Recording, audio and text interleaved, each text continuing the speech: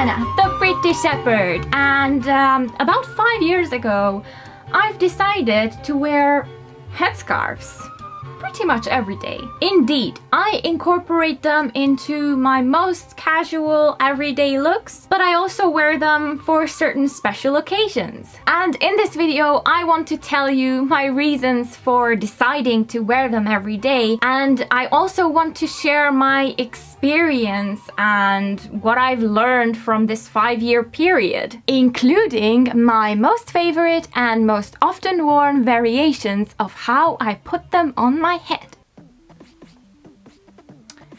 So this is how I put them on my head. This doesn't seem right. Let me check my script. Oh, tie them on my head. Okay, that makes so much more sense. Stay tuned for my personal favorite ways to wear them. Or if you are in a hurry, click to this here timestamp. That is where the tutorial itself will start. As some of you may already know, I live on a farm. I've moved to a farm over 5 years ago. Not this farm, a different previous smaller farm. And as an attempt to connect with my folkloric roots, I've decided to incorporate these traditional headscarves into my everyday attire. Now, even though my intentions at first were more aesthetic oriented rather than practical, it still drove me to learn a lot of things about wearing these babies, a lot of practical things that is, which surprised me, to be honest. Now, as a folk dancer and a student of folklore, I was aware of certain practical aspects that these kerchiefs held, but still I discovered some aspects which I would have never thought about before. And yes, a very similar thing happened when I've also started to wear aprons on an everyday basis. Incidentally, kind of sort of around the same time 5 years ago. And if you're interested to find out more about all the reasons to wear aprons, here is a video that I have made exactly on that subject. And now let's get back to the topic at hand: kerchiefs. As I've already mentioned, my first reason for starting to wear them was purely aesthetic. I thought they looked cute, and that was it. With the rise of the cottagecore aesthetic and the fact that I see more and more people embracing their folkloric roots, and I think just generally folkloric elements in everyday attire is growing in popularity, and that's a wonderful thing. It is a wonderful thing, isn't it? I think all of these things are rising in popularity precisely because people want to make a stronger connection with nature or their roots, you know, a simpler way of being, that is. And adding a kerchief into your everyday attire is really a very easy, cozy, and familiar way to do that. So yeah, my very first reason is they're cute. They look good. They look pretty. They are floral. What is there not to like? Now, one of the very practical reasons to wear a kerchief is that it protects your head from the weather. This can be rain, wind, cold temperatures, warm temperatures. It's truly one size fits all in this regard. However, another protective aspect of it is one that I didn't really think about all that much before I started wearing it, and that is the fact that it protects your hair from dirt or dust. Whenever I do particularly dirty tasks on the farm or dusty ones, I always wear a kerchief, and my hair is so much cleaner thanks to that. And to be honest, keeping my hair clean is a huge part of how I'm able to wash my hair only once a month. If that information is news to you, then there is a video that you can watch exactly on that topic, but I'm not going to go into very much detail about that in this video. So even though, of course, a kerchief is not a HEPA filter, it's not going to protect your hair from all the particles, it will catch most of the dust, and it will definitely catch things like paint or any other liquidy material that you have to work on during certain chores on a farm. So it's definitely a bonus when you are able to save yourself time from cleaning your hair by actually taking some precautions and keeping it clean instead. And then there is one more thing that the scarf will protect your hair from, which doesn't really fit into the previous two categories, and that is physical objects getting stuck in your hair. Hear me out. If you live or you do a lot of physical work in the outdoors, this scenario will have probably happened to you.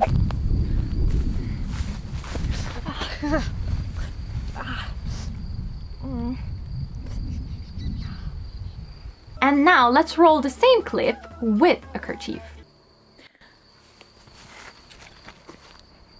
Yeah, this is definitely one of the perks that I've learned by surprise and on my own skin.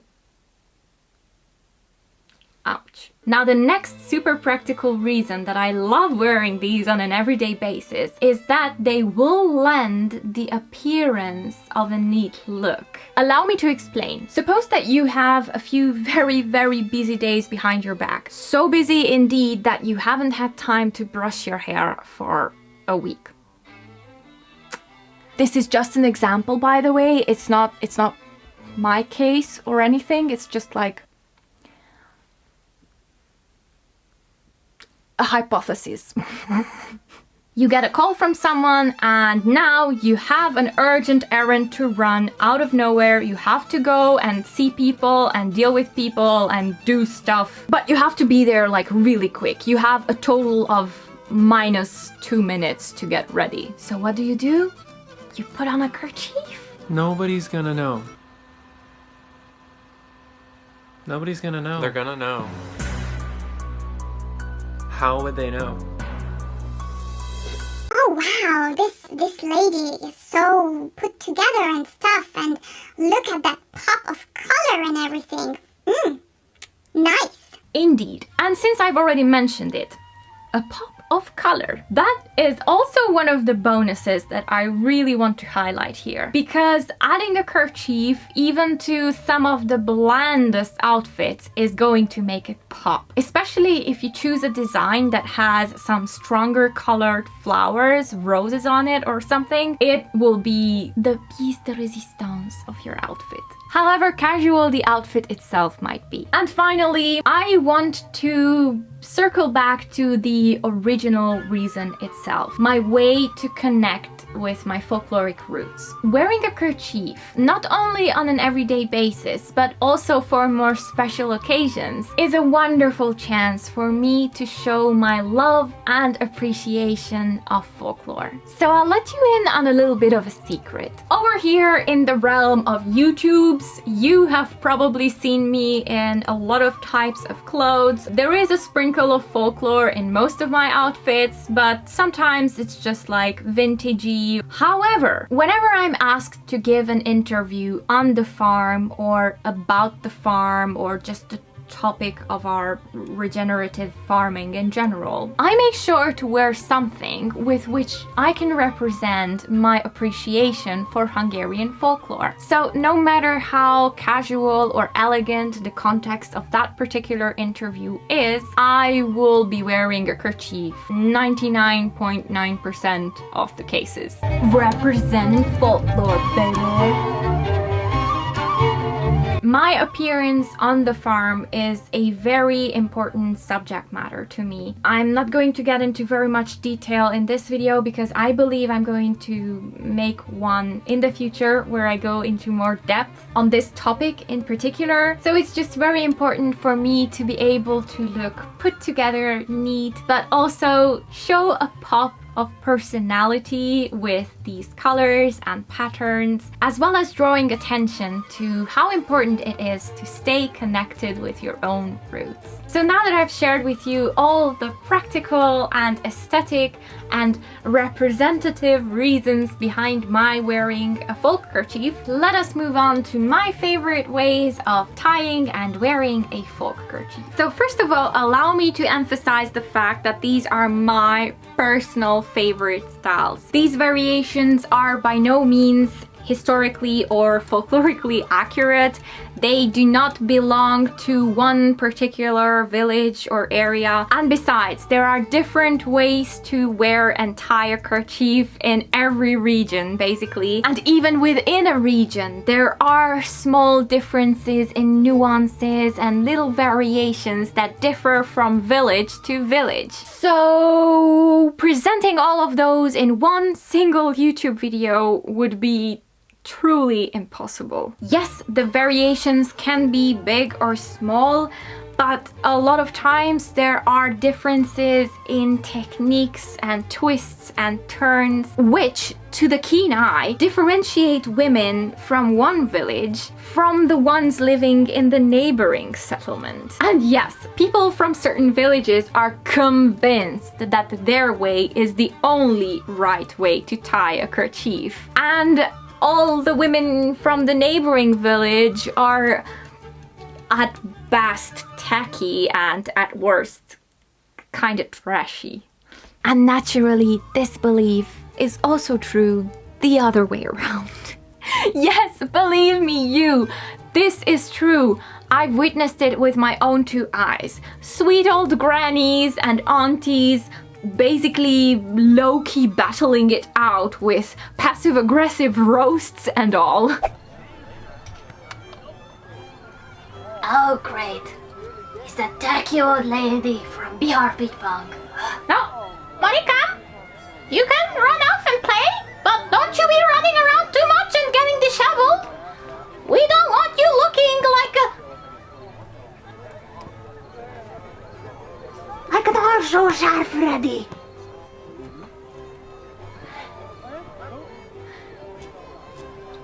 Run along. How do you do? I'm well, thank you. I came with my two nieces. Run along now, run along and play. Are you sure you want your nieces running off like that? I mean, it's They are dressed up in their Sunday best, can't you see? Yes, I can see. Very nice.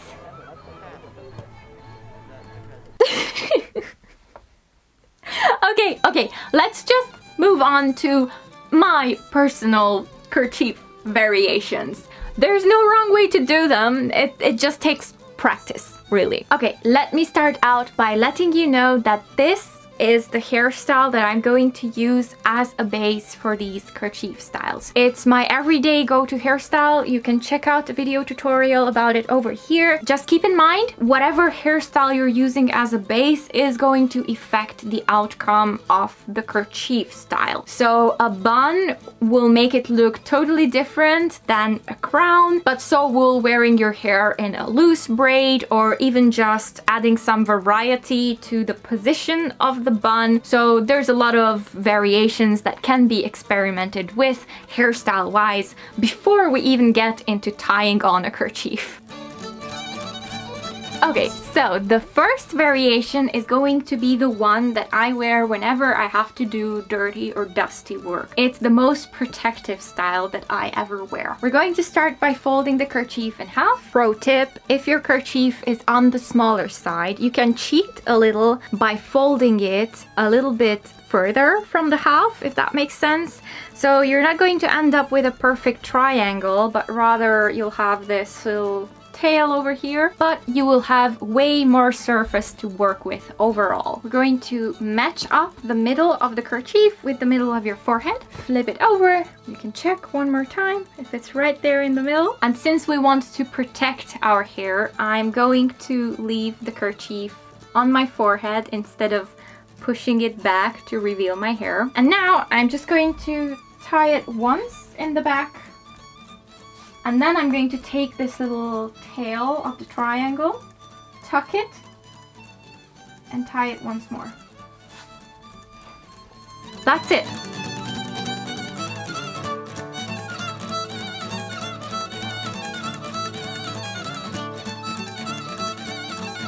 But if you want to make it look a little bit more cutesy, you can definitely just pull back.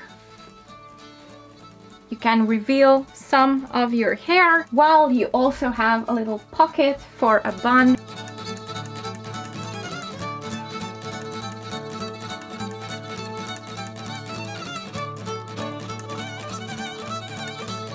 Now here's a bonus tip. If I know that I will have to do some extremely dirty work, then I will use a cotton kerchief instead of a woolen traditional one. This one is, you probably guessed it, it's half of a pillowcase, but it does the job perfectly.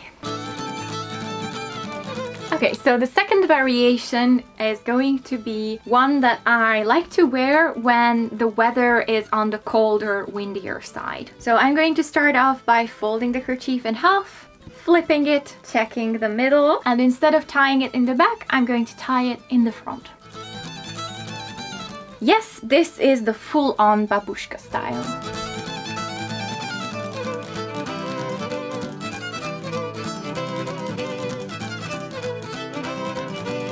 One variation for this one would be to tuck over here. That way you have a bit more of your forehead covered as well. But if you prefer a more cheeky variation, you can just pull it back to reveal your hair.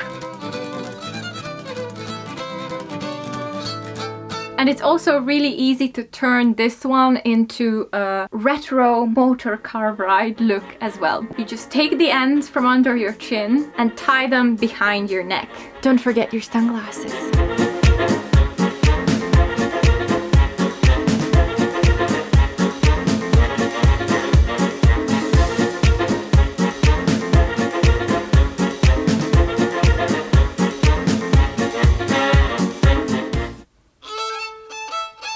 Now for the third variation, I will be using my current favorite kerchief, the one that I've been wearing for most of this video. And we're also going to start by folding it in half. This version is the most casual one, the one that I end up wearing most often when I just want it to look cutesy, aesthetic, or I want to represent with this folkloric look. So yeah, actually this is the one that I do wear most often when it's for aesthetic purposes. We're gonna flip it, check the middle, and we're going to tie it behind our head.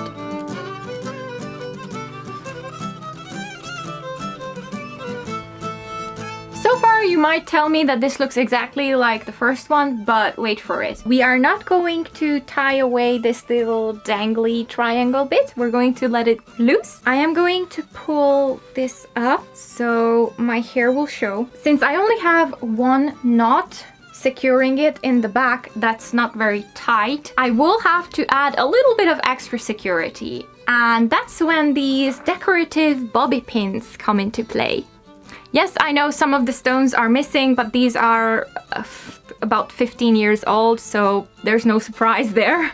I'm just going to pin the kerchief to my braid.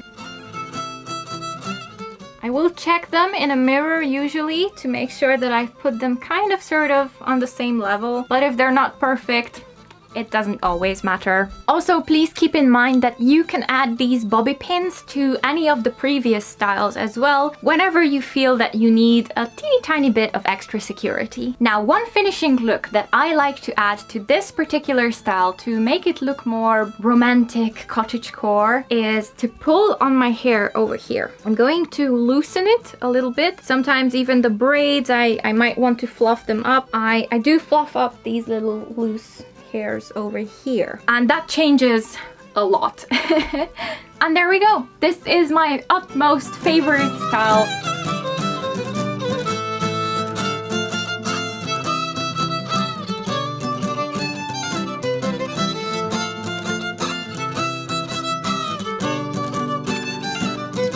So one more thing that I really like about this style is that I can bring forward one of these little tails of the knot. And that way I can show off that I am wearing a kerchief even from the front, even though most of the floral goodness is hidden in the back. So I have one more bonus look that I want to share with you, which is a little less on the folkloric side and a lot more vintage retro. We are talking about this cute little bow look. So many of you have asked me to show you how I do that, so here it is. For this particular look, I've used not a kerchief, but rather a pleated scarf. scarf. As you can see, it has been factory pleated. The pleats will not come undone. I can stretch it, I can wash it, I can iron it even, and it just snaps back to the original position. Because of these pleats, the fabric has a very nice structure to it, and because of that, I can achieve the big bow on top of my head. And this is how I do it. I'll find the middle of the scarf,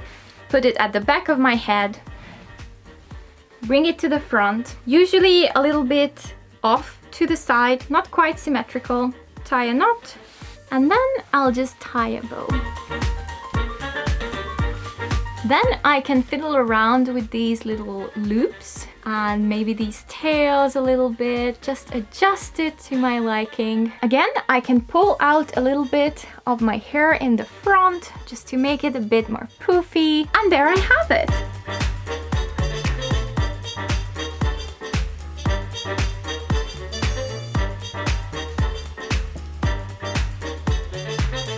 Besides all of the occasions when I simply want to look really cute, I like to wear this style in the summer when the weather is really warm and I want all of my hair out of my face and out of my neck. But Hannah, you already wear your hair in an up too? Yes. But in the summer, when the temperatures are really high and you have frizz or baby hair, even those 2 or 3 little pieces of hair on your forehead will give you such a hot sensation that you really want to avoid. So this can be helpful in keeping all of your hair out of the way, similar to a headband really. But if you do not have one of these pleated scarves, then fear not. Let me show you how I achieve a very similar look with a simple kerchief. So for this look, I usually use a pretty large paisley kerchief, and I'm going to fold it in half as I did with the other ones. And then when I have my triangle, I'm going to lay it on a flat surface. Either a table or a bed will do perfectly. And then I'm going to fold it on top of itself, like so. So I'll end up with a little band like this, and I can put it on my head, not quite in the middle. I'm just going to wrap it around, bring it forward and tie the ends. And there we go!